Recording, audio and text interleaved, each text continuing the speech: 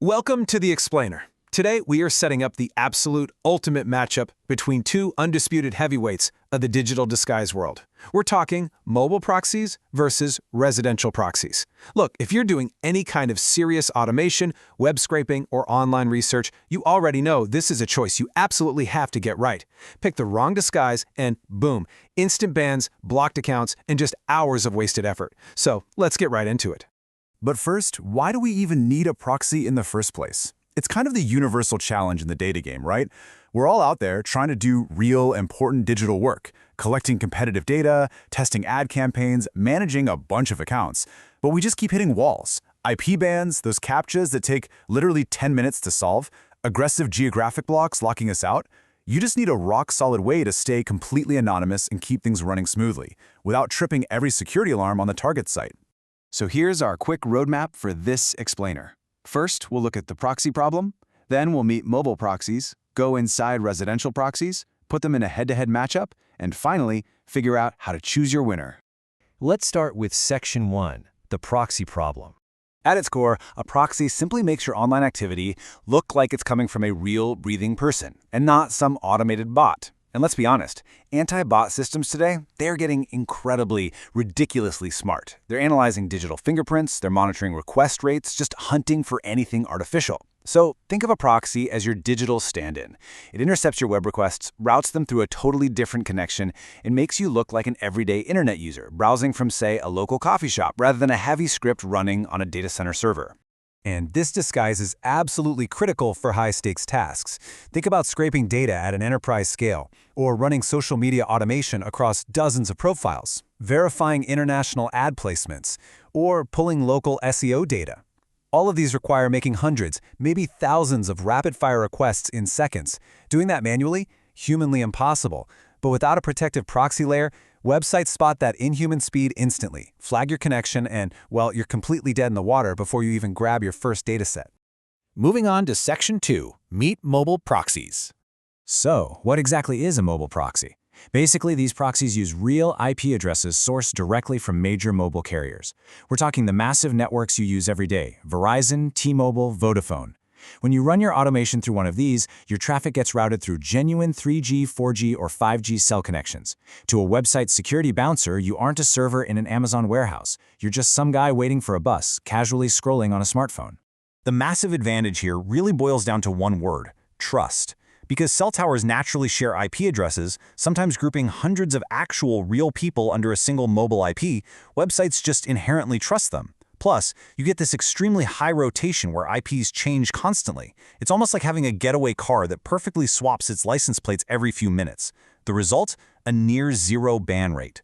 Think about it. If a super strict platform like Instagram or Amazon blocks a mobile IP, they risk accidentally blocking hundreds of real customers sharing that same cell tower. There is no way they're taking that kind of commercial risk. And this unique architecture is exactly why users like C. Wang call mobile proxy services reliable, fast, and seamless. When you're actively simulating mobile traffic to bypass really rigorous modern bot detection algorithms, having this level of premium stealth isn't a luxury, it's non-negotiable. It is quite literally the ultimate VIP pass through website security. All right, let's jump to Section 3, inside residential proxies. While mobile proxies are tapping into cell network towers, residential proxies do something a bit different. They are tied to real, physical home internet users. They're actually routing your traffic through standard hardware provided by internet service providers. Think home Wi-Fi routers or family desktop computers. So, to the target website, your automated scraping script doesn't look like an industrial crawler. Instead, it looks exactly like someone comfortably sitting on their living room couch, just leisurely browsing the web on their home broadband. Now, the residential advantage is all about global scale and hyper-specific location targeting.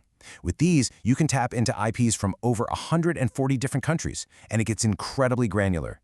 You can do precise geo-targeting down to a specific city or even a specific local ISP. So, say you need to know exactly what airline flight prices look like to a user sitting in a specific neighborhood in Berlin versus someone in Tokyo, you can route right through a residential IP in those exact areas. Plus, because they rely on wired home internet, you generally get that solid, stable speed you need for massive, continuous data collection. That translates to absolute, rock-solid stability during really long, demanding runs. Just like Peter mentions here, a top-level residential service never fails when needed, Because look, if you're scraping tens of thousands of e-commerce pages to build a pricing database, you absolutely cannot afford for your connection to randomly drop halfway through the job. Residential proxies are what give you that steady, unblinking connection. Next up, Section 4, the head-to-head matchup. Okay, this is where it gets really fun, pitting them directly against each other. Let's look at social media versus SEO tracking. Platforms like TikTok or Instagram, they are notoriously ruthless with anti-bot measures. Here, mobile proxies win easily. Their high IP rotation and that extreme baseline trust level effortlessly bypass those strict filters. But flip the script. What if you're tracking local SEO rankings? You need to see exactly what a local resident sees when they type a search into Google. For that, residential proxies take the win hands down, all thanks to that hyper-accurate city-level geo-targeting. Now consider ad verification versus market research. For ad verification, mobile proxies absolutely take the crown. If you need to verify how your expensive mobile ad campaigns are actually displaying out in the wild, or if you're trying to catch ad fraud, you need the unquestioned trust of a mobile network. But what about market research? Residential proxies are the clear winner there. If you're tracking competitor pricing across global retailers, you need unmatched speed and incredibly wide location coverage to make sure you never get slammed by a geo-block. Finally, Section 5, choosing your proxy winner. At the end of the day, making the final call really comes down to mapping your primary workflow to the right tool. You're going to want to choose mobile if you're heavily automating social media, running sensitive ad campaigns, or if your script simply demands super frequent IP rotation to stay stealthy. On the other hand, choose residential if your main priority is pinpoint geo-targeting, running stable market research, and executing large-scale web scraping across a massive global pool of home IP addresses. But here's a pro tip for you. There really is no universal one-size-fits-all in the data automation game. If you aren't completely sure or if your tasks are just really diverse, mixing it up is often the smartest play. Use mobile IPs for your strict social media bots where trust is everything, and then seamlessly switch over to residential IPs for your heavy-duty scraping tasks where you need that stability. Top-tier providers like Proxy actually offer highly flexible systems that let you dynamically tap into both networks depending entirely on whatever your exact needs are that day. I'll leave you with this one final thought to chew on. Is your current automation strategy actually using the right disguise, or are you just flying blind out there? Take a really hard look at the data tasks you're running right now. Matching the exact proxy type to the right job isn't just some minor tweak-it-later optimization, it's the fundamental secret to scaling your operations up without suddenly hitting a brick wall. Thanks for joining me on this explainer.